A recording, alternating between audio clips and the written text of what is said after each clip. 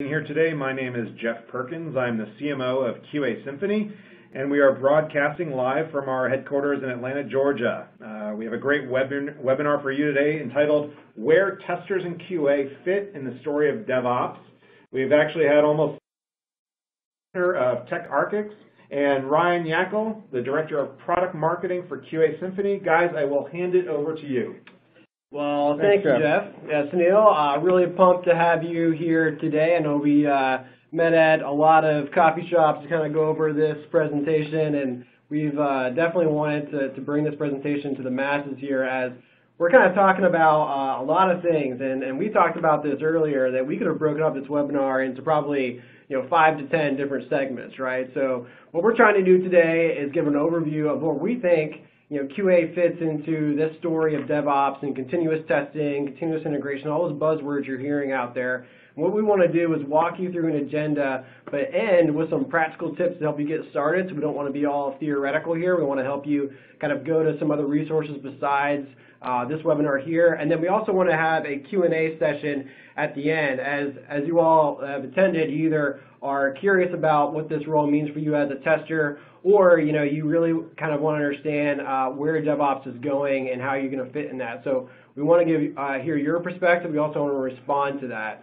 And before we get started in the agenda today, we definitely want to look at some questions and poll you guys real quick on some things that will help us shape this webinar as we talk to things. So the first question is, what development methodologies and processes is your organization kind of doing today? And you can select all that apply, right? You may be doing a waterfall type methodology. You may be doing something that's traditionally Agile, whether you're doing your Kanban or Scrum, or you've got different organizations, or different parts rather, doing something called Agile Fall, right? Just a mixture of those. And then DevOps. And if you're not doing any of those, select the others. So go ahead, quickly select those. And as we're selecting those, we're seeing that we've got a huge respondents in the Agile space. So others are saying that, yeah, we've got kind of DevOps that are in our organization as well. And it's kind of interesting is that you've got a kind of a split between waterfall and Agile fall. So almost 50% of you are doing something that's a mixture between Agile and waterfall, but some of you all are also doing something that's on the more higher end, which is DevOps in Agile. The next question is, how widespread of the DevOps adoption is across your organization? And just kind of keep this in a little bit of perspective here. If you look at some of the stats that are out there, for the most part, it'll range from 13% to 20%, depending on, industry-wide, how many people in the industry are actually adopting this. So I like you just select it, see how that looks. So looks like we're kind of on par with the industry average of people that are responding. 25% are saying that they've got widespread adoption of DevOps across the organization, whereas you've got some where you've got zero adoption, which is around 20%, 50 adoption around 15%. So a good mix of people that are either adopting a widespread or, and of course you look at that very minimal part where you got 5%. That's really around, they're saying, yeah, we're 100% DevOps in our organization. And the last one is around tools. So as you look at people, process, and tools, the kind of shape, even from waterfall to Agile and Agile to DevOps and even so on, right? You've got a host of products that are kind of around that tech stack. What's your tech stack look like? And this is just a subsection of the plethora of tools that are out there. There's even too many to even look at. So if you have more than one of these, go ahead and select these. And kind of no surprise here, we're seeing Jenkins, Selenium, Jira definitely, as you look at looking at process, Agile, looking at kind of how to track stories, and then GitHub for source code conversion. So we've got, I would say the major people that are here, right, you all are using adoptions or tools that I would say are industry standard.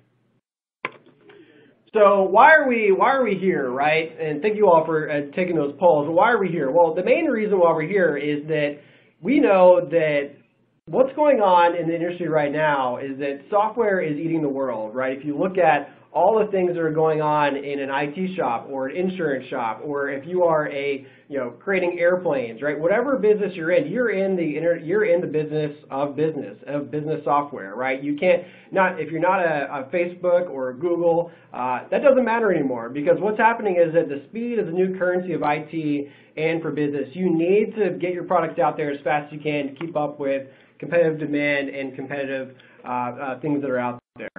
I mean, we know that development is accelerated, right? You had the waterfall introduction back around 1970s, and then the explosion of Agile back in the 2000s, and now you've got this kind of parallel going on between people who are still doing a lot of things in Agile, but now are adopting more DevOps practices. So there is a market demand that's shifting out there for you to adopt these Agile and DevOps practices. And we know that, of course, as well, that version 1, they do a great report every year, and this is a great report you all can go look at. It's called the State of Agile report. It comes out every year. They even were saying that it's only around 4% of the respondents this year are working in a completely traditional or non-Agile development organization, which means that only 4% of the people that responded are saying that, yeah, we're not doing Agile, we're not doing DevOps, we're not looking to enhance our development processes, right? We know that. However, when it comes to DevOps, and this is a great slide that I pulled from Jenkins World, another great resource for you all to take a look at, is that there's this thing called DevOps soup, where you've got all these different words being passed around, right? You've got things like DevOps being said, you've got DevSecOps, you've got Scrum and Jenkins, and you've got, we use Subversion, we use GitHub, you've got all these things, right? Test automation, automated deployments, Chef, Puppet, all these things, right? But it's hard to take a grasp on this DevOps language, right? It's hard to understand what that is. So we're going to break that down for you really easily and just kind of describe, in our words, kind of what DevOps means and talk about, well, what does that mean for the tester? So from a waterfall perspective, this is what we had, right? We had a very slow, heavy focus on documentation of designing something. Then you would develop something that would, and this could be interchangeable. You could design something for 6 months and really only have coding testing for 2 months, right? And then you deploy it, right? This long iterative process that took forever for you to complete really ended up being something that took months at a time. You were 3 to 9 months out. This is something I was very familiar with working in my past jobs where we worked full-scale Agile, right? And then when Agile came along, it's okay, we're going to break this up even further, and we're going to say, you know what, we want to get to a point where we're releasing, weeks at a time, 2 to 6 weeks, and we do that by implementing a lot of this process automation, which means we're doing a lot of stand-ups, and we're breaking things down into user stories, we're breaking things down into incremental changes for us to get things out the door faster. However, even with all this going on, what's happened is that there still was a blockage in the actual deployment of that code into production. So development said, you know what, we're going to evolve even further, and we're going to break these incremental changes down even further. We're going to make the teams even smaller. We're going to combine the development and our operations team, so we're deploying hours to days, or even every couple of days, right? So you're seeing this getting faster and faster. And there's a great quote out here that I think really encapsulates what DevOps is. And DevOps is really, if you boil it down, you're saying it's a set of practices intended to reduce the time between committing a change to a system and that change actually being placed into production. And there's a big asterisk here, while ensuring high quality at the same time. You're saying when a developer takes something and they're coding something on their machine and they're saying, you know what, we want to get this out into production as fast as possible. We want to slice that down as far as we can and get it out there as quickly as possible, but also ensuring quality at the same time. This is where testers come in. We think, okay, well, we're a part of ensuring quality, right? Where are we at? And this is kind of brought up is when you look at some of the diagrams that are out there in DevOps, that incident loop that you all see probably around all the, you type in DevOps images or DevOps, you go to the image section in Google, you're going to see something like this, right? And sometimes they've got the test part in there, and sometimes they don't. Sometimes you're just seeing something, oh yeah, we're going to plan something, we're going to put it to the branch of code, we're going to then merge it, and we're going to build it, and then we're going to push it out into production. And what this has done is kind of got this fear around, okay, well, if we're breaking these things down even further, developers are taking more ownership around maybe the testing, do we even need QA? And there's even a lot of blogs out there that I would encourage you all to go look at. Great discussion from ThoughtWorks in an article called "Is QA Dead?" They say no, but there's a great catch title there for the talk about. There's one on DevOps.com that says, yes, DevOps is killing QA, and there's some great comments down there and below from testing professionals like yourselves. They're saying, no, that's not true. So there's a lot of things going on right now in the development world, in the marketplace, where people are talking about, is QA dying? Do we even need QA? That handoff that we have. And a lot of the objections that some of the developers or operations teams, what they're saying, are things like this. They're saying that, why is there such a big pushback? Well, they're saying, well, testers really can't fit into a true CI and CD environment, right? And developers can just be the testers. We don't really need a true handoff to test automation. They don't use my developer tools. Testers slow us down. We don't really need those, right? I'm sure, Sunil, you've probably heard this a lot of times when you're talking with some of your customers. Yes, absolutely. Like in terms of, talking to the numerous people in the industry and the different customers, I always hear about these things, but my belief there is that, testing is fundamentally changing. For sure it's changing, right? And testing is not dead. But the question is that, who's going to the testing and how it is going to be done is the key question that needs to be answered. And I think that's where we are going to focus a lot in terms of today's discussion, and when I'll share my thoughts in terms of what do testers need to do to be successful in this Agile and DevOps. I think that's where we need to focus, but testing is definitely not dead. Right. Yeah, and we know testing is not dead because, number one, QASymphony is in business. We've got a lot of testing products that are out there. And we're talking to customers daily. They're saying, hey, we're going from a waterfall to agile state. We're going from a agile to DevOps state, right? And we've also got people like Forrester saying that, yeah, if they take a look at their state of agile development, they pulled and they saw a whole range of different testing activities that were going on in organizations that were saying, yeah, we are doing agile and we're doing DevOps, right? You've got 82% of those respondents from these large corporations saying, yeah, we're still doing manual testing, right? There is some component of manual testing that is always going to be there. Same thing with exploratory testing. That's going to be there.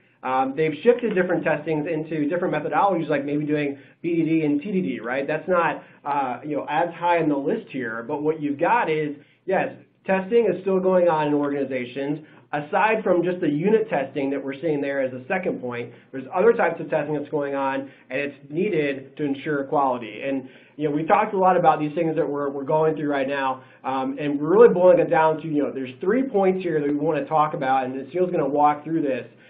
In this kind of state of, okay, where's DevOps going? Where's QA fitting? There's really 3 things kind of going on. One, there's disruption at play. So you all probably came to this webinar, or a lot of people probably came to this webinar thinking, what's going to happen to my job, or what's going to happen to the testing world, right? The same thing happened when Agile came about, right? And a lot of people are still just adopting the way they're testing they're doing. There's also this focus on continuous quality. We said earlier that DevOps is all about getting something out into production as fast as possible, from when one thing has happened in the system to production, but also ensuring quality. So how do you ensure continuous quality as well? And then there's also a demand for test automation and different automation that you're going to be doing. So with that, I'm going to let Sunil kind of walk through these 3 things and kind of where we're seeing testing going. Thank you very much, Ryan. Thanks for the great introduction and setting the context there, and thanks, Jeff, as well. I think I wanted to take a minute to go back to the polls that came in earlier, and one of the things that was catching my eye was in terms of the Agile thing, and which was as high as 90%, which is absolutely fine. But I just wanted to little bit share my perspectives of being into the trenches, working on numerous projects, and talking to hundreds of people. See, today, whenever I'm in those meetings and those discussions, and when we ask anybody about, are you doing Agile? I think the 100% of the people kind of say yes to that, which was kind of reflected in these polls as well. But really the crux lies there is when you start to go into the details and then start to see, who's really successful at doing it. And I think that's where a lot of the differentiation starts to come between the organizations. And if we start to map it on a scale of 1 to 10 in terms of the maturity and the success factors that come, right, we normally typically see that about 25% of the organizations or folks have really invested heavily in it. They are very serious about it, and normally you would see them on a scale of like, 7 or 8, and there are a couple of reasons for that. Either it could be, inherently in their DNA that they could be, primarily engineering organizations, product development organizations, or, like as an organization, they have, invested a lot of time and budget and got a lot of external help from the consultants and all to get it done. So that's kind of like, one thing I just wanted to pinpoint. And then, like there are a lot of the organizations which on this scale of 1 to 10 are typically, like towards the lower end of the spectrum, like about like, 4, 5 and all.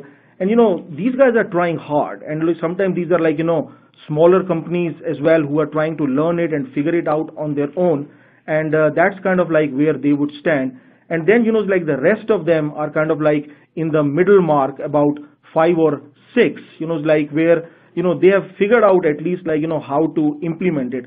But nevertheless, like wherever you are in the course of the journey, stay at it, right? It's not easy, it's hard, but it's not impossible, as well. And I think like that's like, some of the things that, I just wanted to a little bit focus today and kind of like, sharing a little bit more further thoughts into it. So going back to the point that Ryan was talking about, the first one being disruption.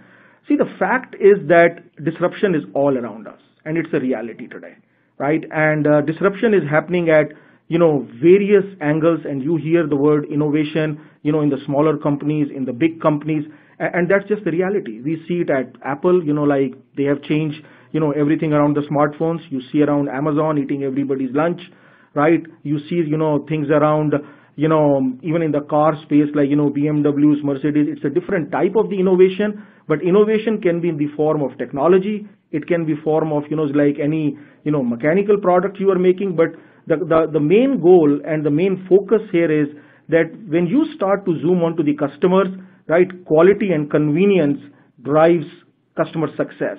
And that is really changing the way, how the products are being built, how the product managers are thinking, how the BAs are thinking.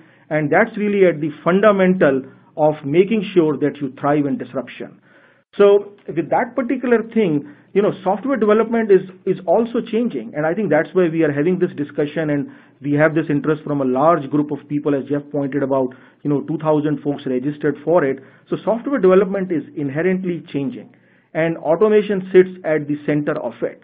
I just want to like, point it out in a very clear way that that's the truth, that's the reality, right? And, like the variance of the automation will change, but when you are talking, like really the new way of developing the software, we have to embrace automation.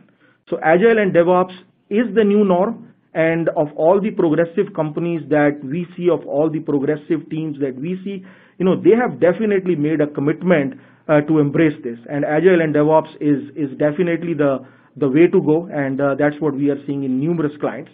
But like really like the crux starts to come from our vantage point. All of us, I mean, like we are all part of, the same group here, the industry testing community here.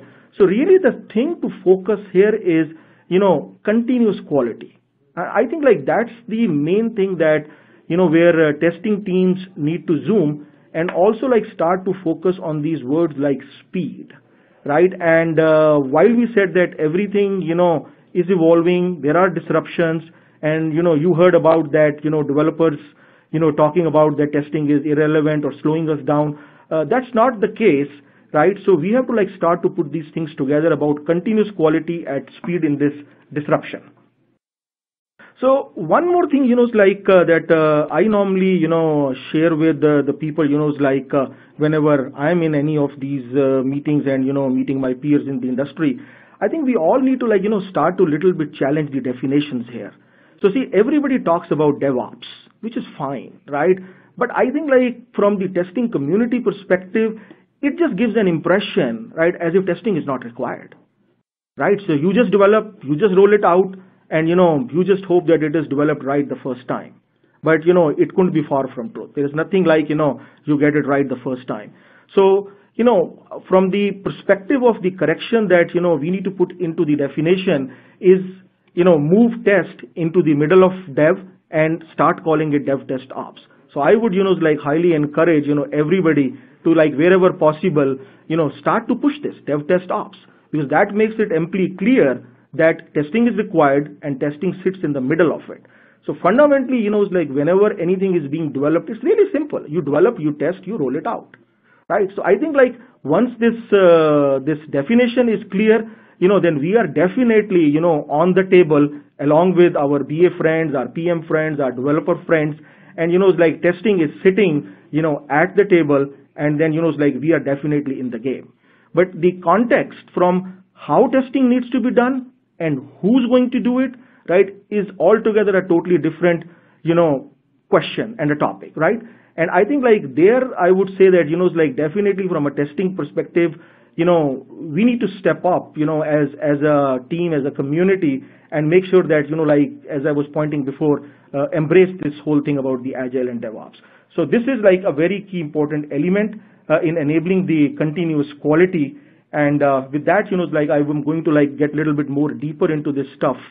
And rolling on to the next slide here, see, it is very important to understand what does continuous means, right? And continuous is used as a very loosely term, right, in all the things that we normally, come across.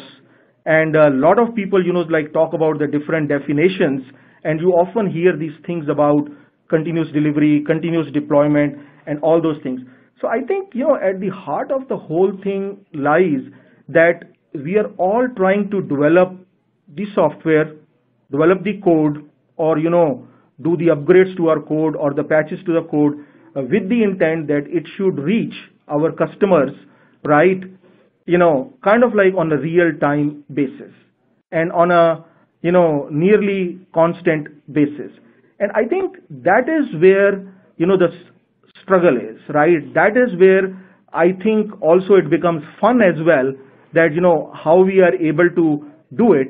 So let me just kind of like, start to get into the details and, try to draw the fine lines between these different words and focus on this continuous thing. I'll start with this continuous delivery. So continuous delivery, like, when you look at today to when you look at the old world is different, right? We talk about, rolling things out in 2-week sprint, right? There are organizations who are rolling things out daily.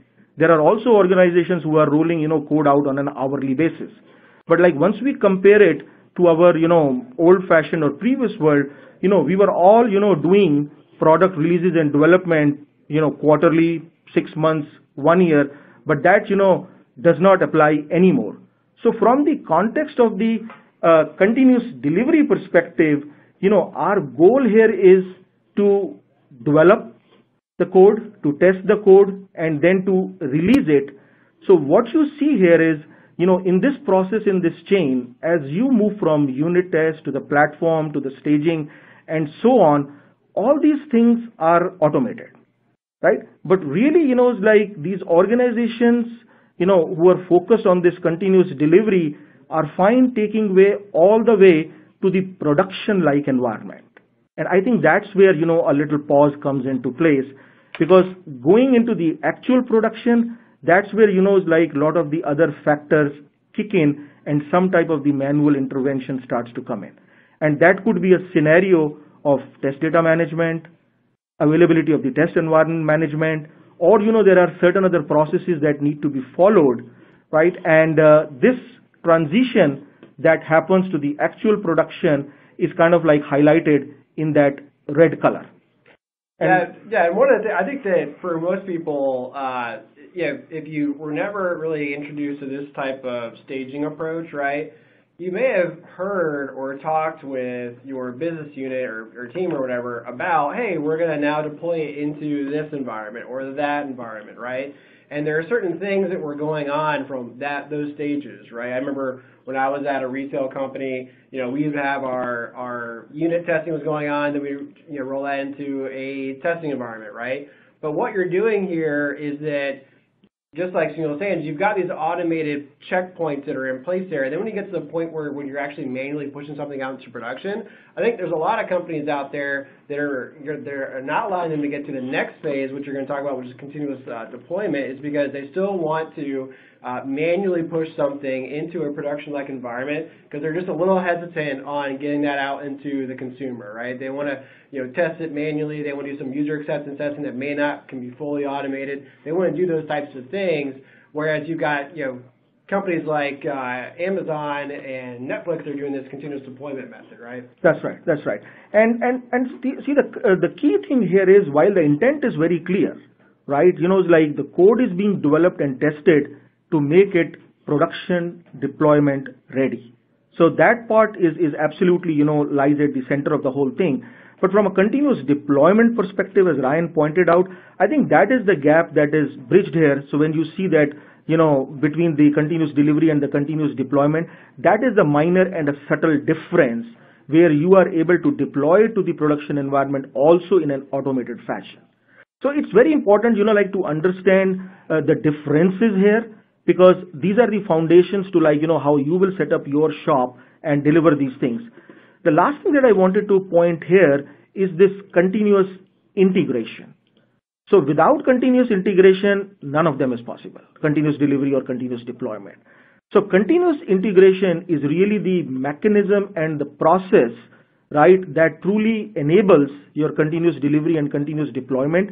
And this is where, you start to get into those CI servers.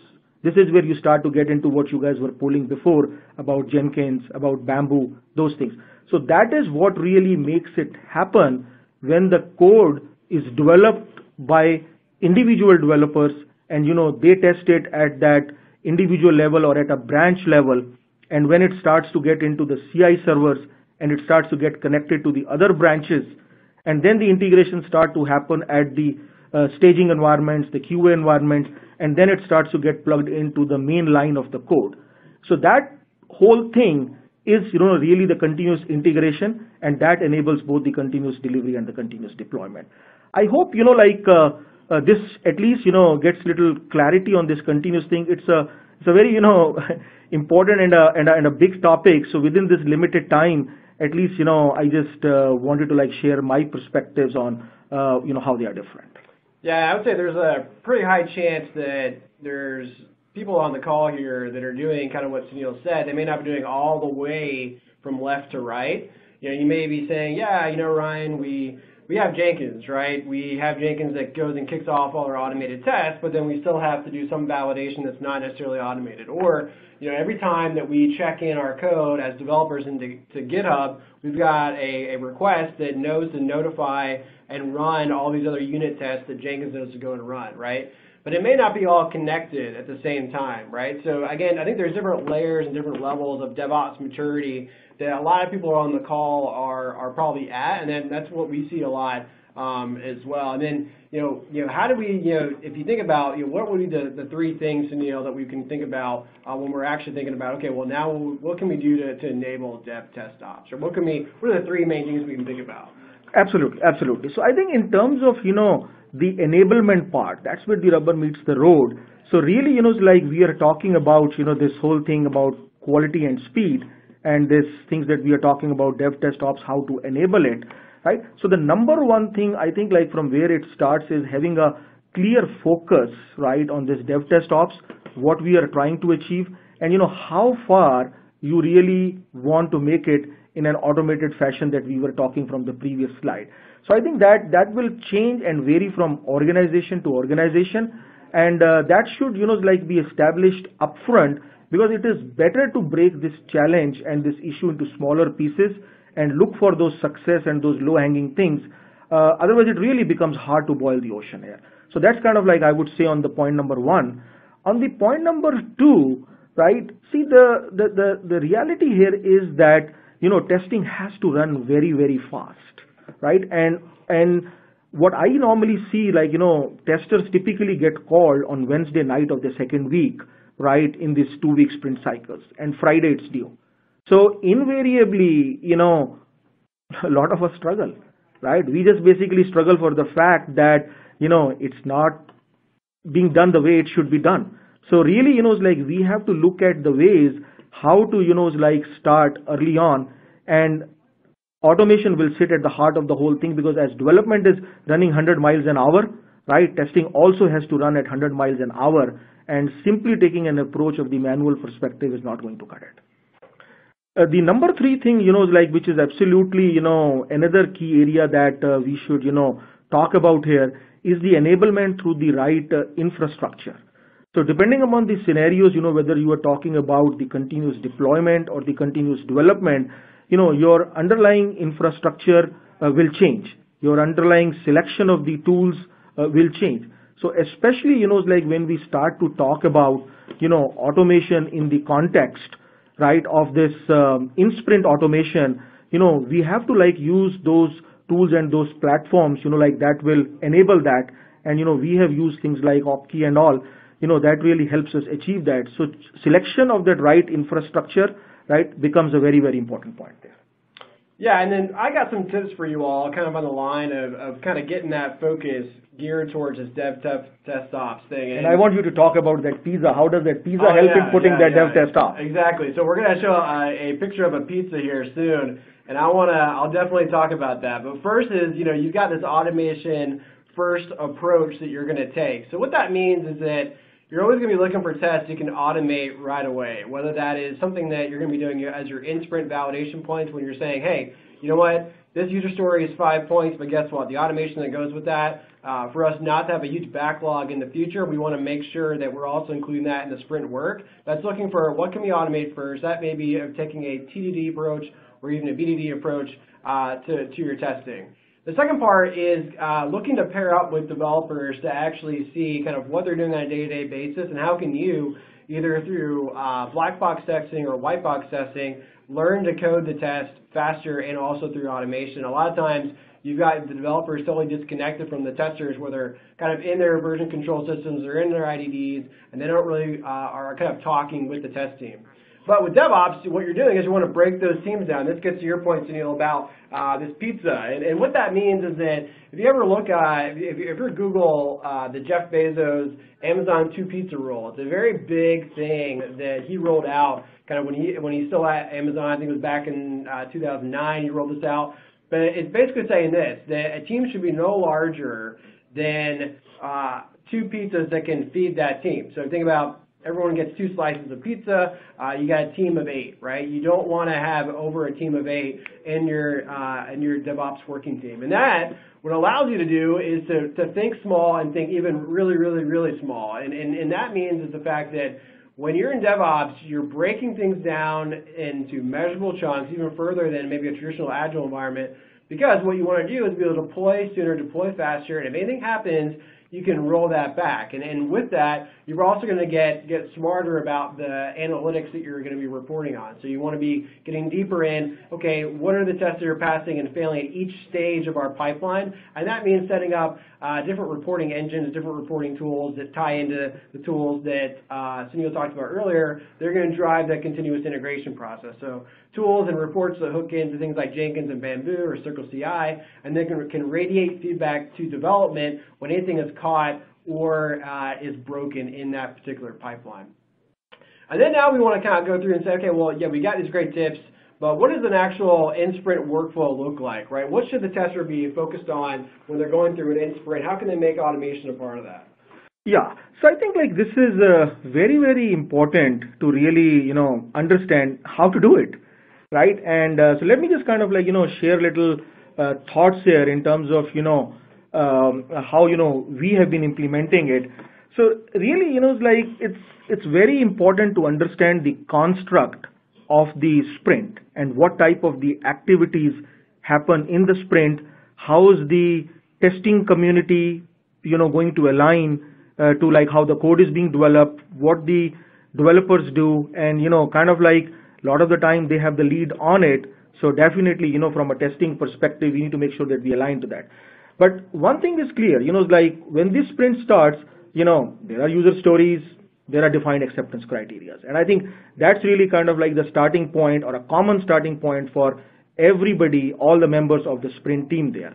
So from a testing perspective, I would say that, we need to kind of start to focus and gravitate to this starting point as well, because there is a lot of huge value, and that's where, we need to understand how we can start, from day one as well.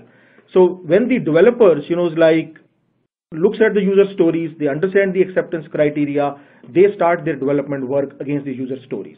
So this is also the time, the same information, same data is available to the testing team as well.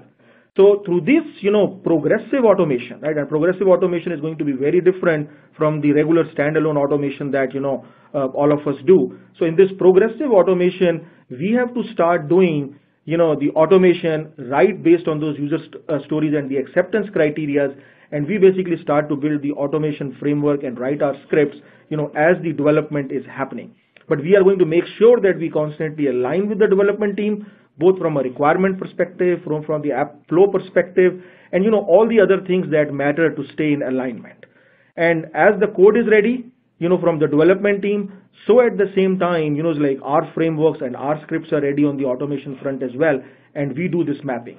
So as the tests are run, things will start to point back to where the failures were happening, and those feedbacks are going back to the development team. But invariably, sometimes it happens that the fault lies with the testing team as well. We didn't build the framework right, or we didn't, script it right. So those things will be pointed back to the testing team also.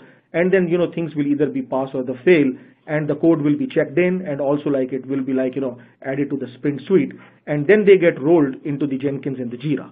But this whole concept, right, in terms of the progressive automation and doing it even when the scripts are not, even when the code is, not ready, I think this is where, like lot of the new way of things are and are going to be like, very, very important if you want to like start the testing from day zero. So a couple of, things that I just wanted to very important highlight here, right? So day zero test automation for in sprint is very, very important. If we are really talking about, success in the DevTestOps, that's something that we have to like, really embrace and do it. It's not going to be easy. Like we have seen it on a standalone automation things also, that, building something which is, hassle-free and low maintenance is always a challenge. So here it is going to be like an even bigger challenge, but nevertheless, like we still have to do it and design it in such a way that our frameworks and scripts and everything, are going to like really make it, low maintenance thing. And then the third important aspect is that, we have to really kind of like tie it back to those source code branches, and so to make it like a totally, completing the circle and the, iterative thing, these are some of the key things that, I would, focus on, and these are kind of like very practical things that I wanted to share with you. Yeah, thanks, Sunil. Yeah, and so one of the big things, if you were to look at, for example, that particular circle that is usually that infinite, this honestly gives me anxiety sometimes when I see this. It's like this never-ending loop, right? With Agile, you had, we're going to do some loops in the middle, and then, you release it and you're done, right? Well, with DevOps, you're not done, right? You're never done. But with that, one of the key things that drives this process is tooling. And we've really talked about the planning, coding, building, testing part of that. But you really need tools to drive this process. So from a planning perspective, you'd be looking at tools like version 1 or Atlassian products as well to plan those. From a code source management perspective, GitHub and GitLabs and Bitbucket and also Subversion, these are still source code repositories where everything ties back to, right, to make sure that the version of the code and the version of the test are being tied into that build pipeline that's going to be either triggered by open source tools like CircleCI or Jenkins, and also things like TeamCity, Bamboo, but also tie it back into any testing frameworks as well. So if you're going to be writing, as Sunil talked about, writing your test in like a Cucumber framework that's tied into from a BDD perspective, that can easily be mapped back to the version code, right? If you're going to be running some functional automation through the UI, you can also tie that back to the version code, and you can have all these tools working together. One of the big things I do want to say is that with DevOps, you really need tools, right? From an Agile perspective, if I was talking to you, say, yeah, we do Agile, the main thing that I would ask you all would be things like, are you guys doing daily stand-ups? Are you doing sprint prioritization? Are you doing retrospectives? Are you, creating, well-defined user stories, right? All those things really don't require tooling, right? You can tell me, yeah, we had a great stand-up today, or you can make notes of the retrospective you had, right? You can take cards put them on a wall and move them from to do to in progress to done, right? But with DevOps, you're really trying to accomplish all these things, even with chat ops in terms of using something like Slack or using things like HipChat to tie back to alerting developers as well. All of these tools are necessary to achieve the automation that is not only around test automation, but also deployment automation and also feedback automation in terms of your entire test team. And Ryan, I couldn't agree more with what you just shared here. And see, like, all the money in the last few years and all, innovation also has primarily gone onto the development side. Right. So we see, like, lot of those tools, platform technologies that got built. And, from a testing perspective, we got left behind for a while. Like, it just kind of like became that, it's more of a skill thing. Yeah. And it's more of, like you try to like do, at best, we had some tools. Yeah. We all know those tools, right? But, like the definition here is the true platform, the true, technology-based platform. And I think that is what is, really required to elevate the testing to come and become at par with the development platform. And that is where the true integration happens. Yep. And that's where, like how the true, CI/CD will happen. So I think like, very, very valid thoughts that you were pointing there, that technology is really, really key for a successful, DevTestOps. So let's talk about getting practical, right? We've talked about a lot of good things today, but really we want to do, before we get to our Q&A in 5 minutes, is give you some practical things that you all can take from this. So one is, and I know Sunil, you'll definitely kind of have stories about this, but one of the things is being a proactive volunteer. So proactively volunteer when they say, hey, you know what, guys, we're about ready to start a new pilot DevOps project. Don't even let your manager or the project lead finish their sentence. Say, yes, I volunteer to be a part of this. And this is actually what happened with me when I was kind of at a large retail company doing testing there. One of the things is we were going from waterfall to Agile, and they said, you know what, we're going to start this lean pilot program. And nobody really knew anything about Agile or lean or any of that in the organization. And I jumped at that opportunity to say, you know what, yeah, I want to be a part of a smaller team, a way to actually embrace some Agile practices. And that's how I got started, my first actual experience with doing more like Scrum, traditional Agile. And the same thing can happen with DevOps, right? Again, there isn't a super large scale of this across your organizations just yet. So you want to make sure you can get on the forefront of that. And then the other thing is attending conferences. These are just two actual sessions that are going to be at Quality Jam this year. So Adam Satterfield, again, this was just one topic that we had today, but Adam's going to be talking about the role of the tester in a DevOps world in one of his sessions. And he's actually going to walk through a whole session about all the testing he's done from working at Better Cloud to now being a VP at a very large IT services company, kind of how he sees the role of the tester changing in DevOps. And then Angie Jones is one of the big thought leaders that's going on right now. She's actually going to be speaking at SCPCon in Phoenix, and then she's going to be coming into our conference. And she's going to be talking about how to get automation included in that definition of done that Sunil talked about earlier about how do you get this in-sprint automation going, right? So again, this is just from Quality Jam, but if you look at all the different conferences out there, look for anything that says DevOps and testing and go to those, right? Get budget to go to those, see if you can make those, because that's going to help out with this ever-changing story around what's going on in DevOps and QA. And then the last part, before I give it to Sunil to wrap up and get to questions, is that you need to learn and listen around test automation. Joe Colantonio has got an amazing website where he's got podcasts you can listen to, he's got classes, he's got an automation guild you can be a part of.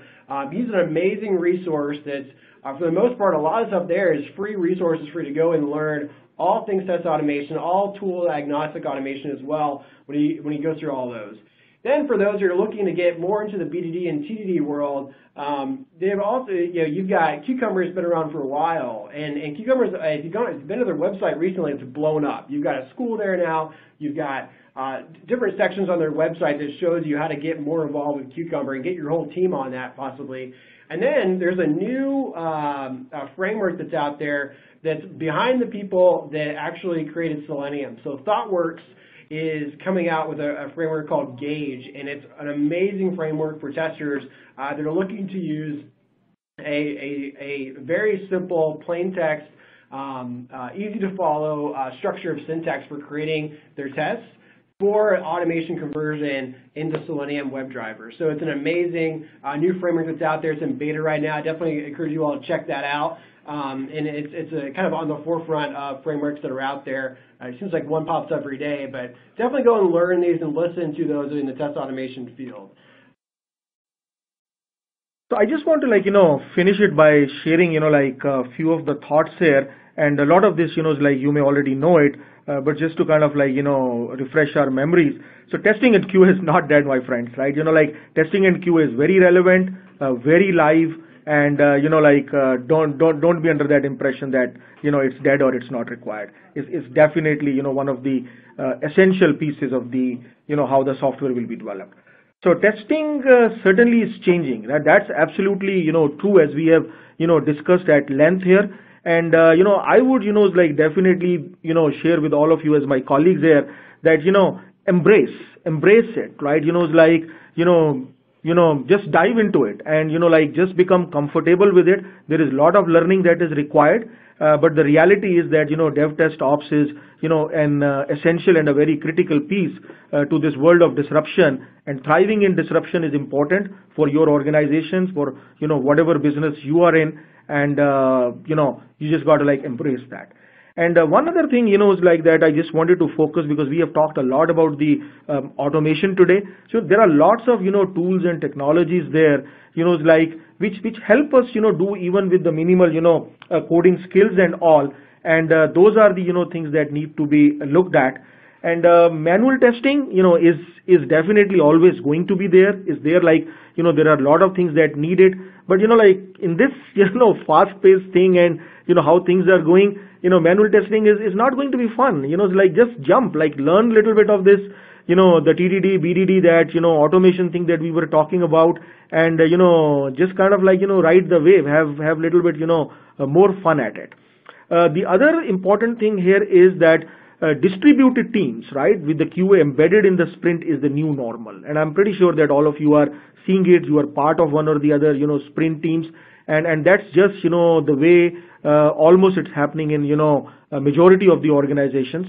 I know some of the organizations have, still been there in terms of, the centralized, QA teams and all, but that's just, going away. Decentralized is really where things are.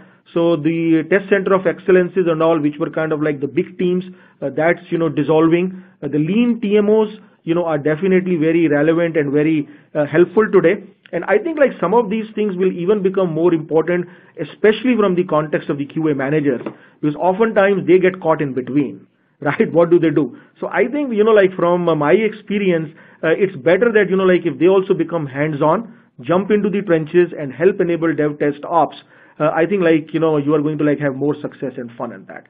So with that, I'll turn it back to Ryan. Yeah, so I'm actually going to give it to Jeff, because Jeff's got a ton of questions that have come through kind of on the webinar today. Yeah, guys, thanks so much. Great stuff. Just a couple things. Reminder, if you have to jump off now, just if you could just pop that survey tab at the bottom right. Just take the survey, let us know what you think. If not, you want to hang out with us for about 10 more minutes. We're going to answer some questions, and the survey will pop up at the very end. I want to tell you, because we got a lot of questions about it, the webinar will be available on demand. You'll get an email with a link to the replay right after the webinar, so keep a lookout for that. Also, we're going to do a recap that's going to be on the QASymphony blog next week. We'll have the slides available there, so check the QASymphony blog sometime next week for a recap of the webinar. So with that, let's jump into some of the questions we got. All right, first question. What should be the priority or investment in automating UI versus microservices with regards to continuous deployment delivery? You want me to take that one? Yeah, so if you look at, there's an automation diagram out there, and Angie Jones, I think, would adhere to this model as well. If you just kind of Google and say, hey, let's look at what layers of things that you need to be automating, you would see that the UI part is actually at the very top of the pyramid, which means that there's a lot of times there's way too much focus on all UI automation. So I would say that, one, automating the UI for starting with your automation there is not the best approach right away. It is something that can and should be automated if you're getting further down the road, but looking at automating unit tests, automating the API layer, automating those layers of testing that are below the UI first is going to get you in position where automating the UI later is going to be better. So I would just say go and look at that automation pyramid diagram. You can Google that, and I'm sure you're going to get a lot of resources on that, but that would be kind of my one take there. All right, next question. Doesn't automation have to happen faster than the speed of development? If not, then how does automation benefit the developer to meet the acceptance criteria? Maybe I'll take this. Yeah, that would be excellent, to be ahead of the curve than the developers. But I think means happening at the same time, right, so that developers can benefit from it, right, is equally good enough. And, this, even this particular stage, a lot of people are not there, right? So I think what we were talking in one of those flowcharts out there, that the automation was available exactly at the same time when the code was developed, when that mapping was happening. And that's, from today's perspective, really helping, just kind of being perfect alignment with the developer. And our thoughts are that, it's good enough at this time, but, if there are ways to get ahead of the curve, that would even be better. Yeah, and one of the things I would just add to that is I think a lot of times there's a disconnect between that speed of developers and the speed of test automation, is that there's disconnect between where tests are living as it relates back to the source code. So getting back to working on all tests tied back to maybe a master branch or the branch that you're working on, that's going to easily help out the development and the testing organization connect with the same code that's actually being developed, right? So you're not having to take these tests and then, if they're not automated right away, you got to merge that into another repository where you've got your tests running from some other code base, right? Always tying that back to the code base is going to help out in that regard. Great. This is an interesting question. Have you actually seen a true CI/CD organization that really works? And the point this person's making is that for DevOps to happen, you need a high level of skill, which includes a good amount of programming knowledge. What are the skill sets that testers are going to have to know and adapt to and learn to be able to thrive in a DevOps environment? Yeah, I would say one thing is that I talked to Sunil about this. When we talk about automation and CI and CD, a lot of times people think that literally everything goes away in terms of any type of manual process that you have to do, right? So in terms of true CI and CD, I think that there's an ideal out there that people think of that's just not necessarily possible. We actually have a continuous delivery team at QASymphony that actually works on our new product, DevTestOps, and they're a team of around 10. And the way they actually go about and run their executions and run the creation of the product is a true CD environment. And they can do that because they're a small team. They can take their tests, they can version them back to a particular code branch. When that code branch has all their tests done and they want to deploy it into production, they have automated processes in there that once that gets merged into that master branch, it kicks off a build into production. So there is still some types of manual processes that are going on in that organization. They're not a bunch of robots that are sitting in the building next door doing all this, right, Sunil? There's that. Yeah, and I think just to add to what Ryan was saying, that is absolutely true. It's not like, automation is the only thing, right? And that's not true, right? So from a true testing perspective, there are a lot of other things. I think in context of the DevTestOps, yes, automation plays a very important role. But, you are only building certain pieces of the software or the full software, depending upon the various cycles. But the fact is, there are a lot of other things that happen after that. It has to be, truly deployed in an enterprise. It has to be integrated with a lot of other systems. So, integration testing, performance, security, a lot of those things kick in. When you take it live to the real customer, before that you will do, mobility testing. So there are a lot of, skills, lot of the different aspects of the testing portfolio which are required. And we just don't want to leave with an impression as if like it's automation or nothing. I think like it's a lot of other skills are absolutely valid in that whole end-to-end scheme of things. Yeah, the last thing I'd say is just like, I would even say this to, another, I would say the same question, I guess, back to the person who asked this and say, have you ever seen a true, entire organization do everything they're doing following Agile processes, right? There's going to be some mix and matching of things in organizations, just like, for example, if you were to look at, how Amazon deploys everything, right? Amazon is doing an amazing job at DevOps, right? But usually when you're talking to them, it's usually their .com folks, or it's the team that runs the website, right? Or the cloud infrastructure deployment teams, right? But all of Amazon isn't DevOps, right? They've got different pockets of organizations that are going from Agile to DevOps, right? So there's still a lot of transition going on in organizations. And I think that Amazon's a great use case, and Netflix as well are great use cases for DevOps and how that works. Etsy is another one. However, I would say there's other different types of technologies possibly in your organization that maybe restrict you from being as DevOps as you may want to at some point. Great. Sunil, thank you. Ryan, thank you. Great session. We have a lot more questions. What we're going to do is we're going to answer some of them in a blog post on the QASymphony blog, so check back next week for that. We'll also repost the on-demand link and the slides there. But this has been great. So once again, everybody, thank you for taking time out of your day and joining us. And we'll see you on the next webinar. Take care.